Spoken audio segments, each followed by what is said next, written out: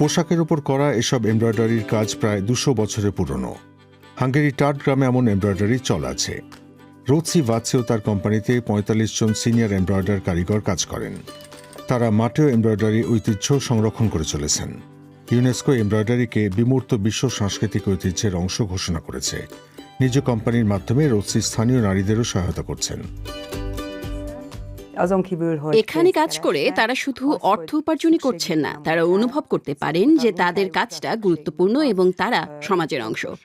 মাটেও design জীবনের প্রতি পরিপূর্ণভাবে মনোভাব তুলে ধরে। টার্ডে আমরা সবাই এক বড় পরিবার।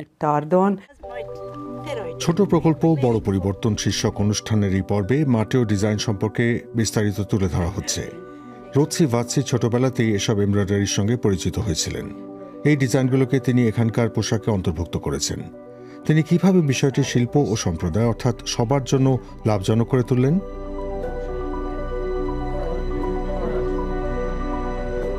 হাঙ্গেরির উত্তরে স্লোভাকিয়া সীমান্তের কাছে টার্ড গ্রামটি অবস্থিত। কয়েক প্রজন্ম ধরে সেখানকার নারীরা মাটেও ডিজাইন নিয়ে কাজ করে আসছেন। এই ডিজাইনে স্যাটিন স্টিচ কৌশল ব্যবহার করে প্রধানত গোলাপের মোটিভ তুলে ধরা হয়। 2012 সালে এই ডিজাইনকে বিমূর্ত সাংস্কৃতিক ঐতিহ্য ঘোষণা করে ইউনেস্কো। রোৎসির কোম্পানির লক্ষ্য শুধু এই ডিজাইন টিকিয়ে রাখা নয়, তারা স্থানীয় নারীদেরও সহায়তা করতে চান। আমি বাড়িতেও কাজ করতে পারতাম, কিন্তু যখন আমরা একসঙ্গে কাজ করি তখন বেশি মজা হয়। আমরা কথা বলি, দক্ষতা ভাগাভাগি করি, এমনকি কাজ করতে করতে দৈনন্দিন সমস্যারও সমাধান করে ফেলি। আমি যখনই আমাদের পোশাকের দিকে তাকাই আমার খুব ভালো লাগে। এত সুন্দর, এগুলো টার্ডে তৈরি হয় বলে আমি খুশি। আমি এমন ঐতিহ্যবাহী পোশাক পরে স্কুলে যেতে চাইতাম না, কিন্তু আমি টি শার্ট পরবো, তাহলে সবাই আমাদের সংস্কৃতি ও ডিজাইন দেখতে পারবে। এমন পোশাক আপনি প্রতিদিন পরতে পারবেন, যেমনটা আমাদের নানি দাদিরা ঐতিহ্যবাহী পোশাক পরেছেন। প্রাথমিক লক্ষ্য হচ্ছে ঐতিহাসিক পোশাক ও বালিশে করা ঐতিহ্যবাহী প্যাটার্নগুলো এখানকার ফ্যাশনে তুলে ধরা।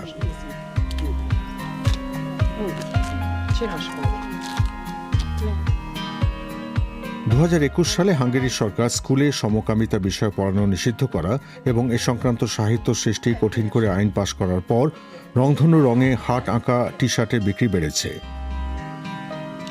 প্রত্যন্ত এলাকার নানি দাদিদের এমব্রয়ডার করা এসব পোশাক হাঙ্গেরিতে এলজিবিটিকিউদের অধিকার আন্দোলনে ভূমিকা রাখছে।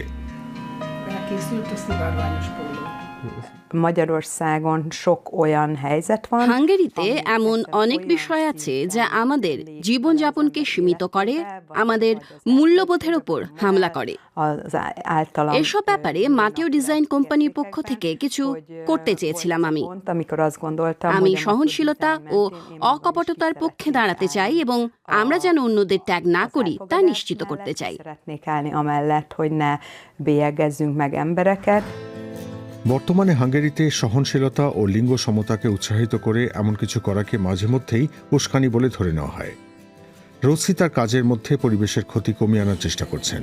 সেলাই করা, এমব্রয়ডারি করা, ইস্ত্রি করা, প্যাকেটজাত করা সবকিছু স্থানীয়ভাবে করা হয়।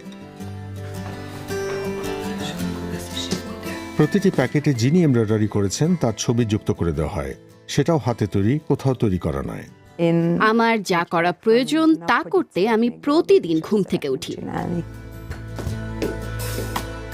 এটা অনেকটা প্রবাদের মতো শোনায়, ছোট কিছু করে বড় স্বপ্ন দেখা। প্রিয় দর্শক, কেমন লাগলো আমাদের প্রতিবেদনটি? আপনাদের জন্য আরো 2টি প্রতিবেদন রয়েছে এখানে। ভালো লাগলে বন্ধুদের সঙ্গে শেয়ার করতে আর আমাদের সাবস্ক্রাইব করতে ভুলবেন না কিন্তু।